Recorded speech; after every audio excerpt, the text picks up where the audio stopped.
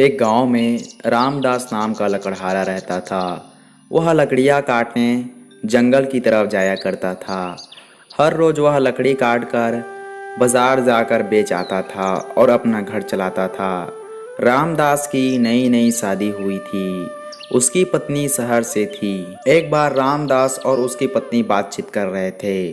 तब उसकी पत्नी ने रामदास से बोला, सुनो जी, मेरे को आज शाम को बाजार से 2 नए साड़ी दिलवाना और मेरे मेकअप का सामान भी खत्म हो चुका है।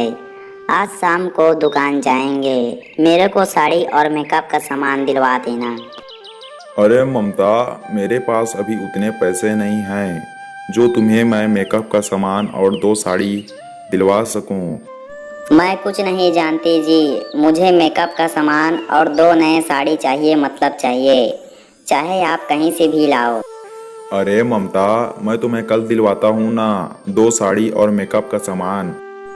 नहीं नहीं, मुझे आज ही चाहिए। मेरे को चुपचाप आज तुम 2 साड़ी और मेकअप का सामान दिलवा देना, वरना मैं अपने मायके चली जाऊंगी। ऐसा कहकर ममता जिद करने लगी। रामदास कुछ समय बाद लकड़ियाँ काटने जंगल की तरफ चला जाता है। रामदास अगले दिन से ज़्यादा मेहनत करने लगता है और जल्दी जल्दी लकड़ियाँ काटने लगता है। रामदास सभी लकड़ियों को इकट्ठा कर बाजार बेचने के लिए चला जाता है।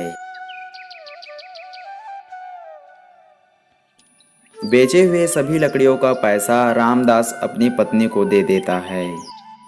रामदास के मन में लालच आने लगता है और वह लकड़ियाँ काटने रोज जंगल की तरफ जाने लगता है। रामदास सूखी लकड़ी के बजाय हरी भरी पेड़ को भी काटने लगता है। हर रोज की तरह रामदास शाम होते ही लकड़ियाँ बेचने के लिए चला जाता है और वह कम दाम से अच्छे दाम में लकड़ियाँ बेचने लगता है।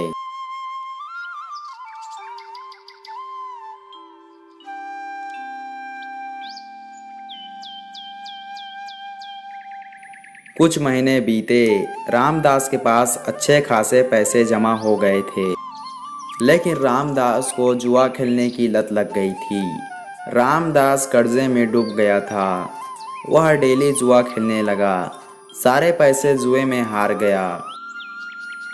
कुछ हफ्तों बाद रामदास के पास कर्जे वाले आने लगे और रामदास से बोला, अरे ओ रामदास, तेरे पास पैसे नहीं थे तो तू जुआ क्यों खेला?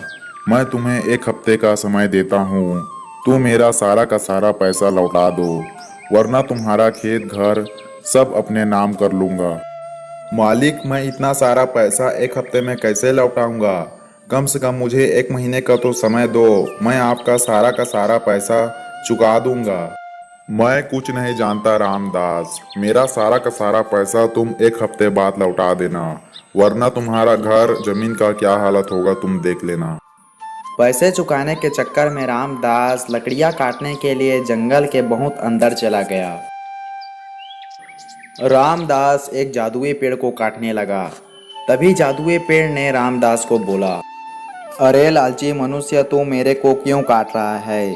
हम पेड़ तुम्हें हवा छाया फल देते हैं, तब भी से तू हमें क्यों काटता है? अरे जादुई पेड़, ये मेरी मजबूरी है। मैं बहुत ज़्यादा कर्जे में डूब गया हूँ, इसीलिए मैं सारे के सारे पेड़ को काटने आया हूँ। उसे बेचकर मैं कर्जे को छूट सकूँ।